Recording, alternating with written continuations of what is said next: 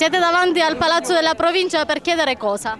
Le nostre aule, perché ci aspettano il diritto. È più di 8 mesi che tendiamo di farcela avere, ma nessuna risposta e ci rimandano sempre. Adesso siamo stanchi e siamo venuti qua per averle. Però ci sono alcune classi che non vanno a scuola, 18 classi non vanno a scuola, altri in mensa, altri in sala professori, e altri anche in auditorium, altri fuori sotto l'albero di olivo. Non so se così si può continuare.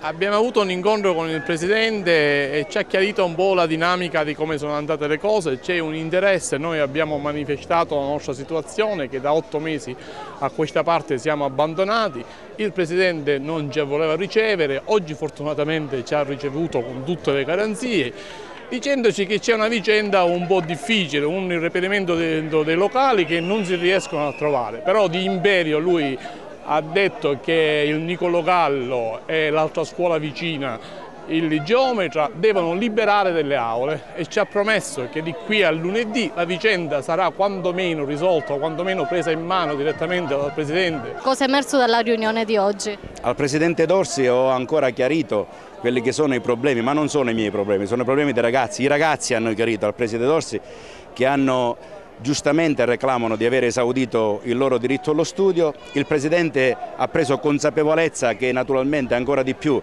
che c'è da reperire le aule nel contesto della zona vicina, domani mi ha promesso che sarà con me per andare a fare un altro sopralluogo, ho chiesto a lui, visto che lo può fare perché è il Presidente, di prendere in mano la situazione per trovare una soluzione da subito che possa calmare questi ragazzi che da 9 mesi a questi ragazzi mancano le scuole.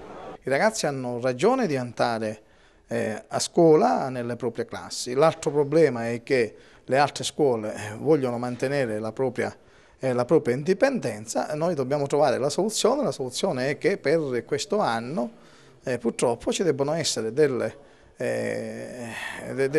privazioni da parte di tutti che debbono stringersi intorno alla necessaria ed urgente situazione che si è venuta a creare certamente non per colpa della provincia.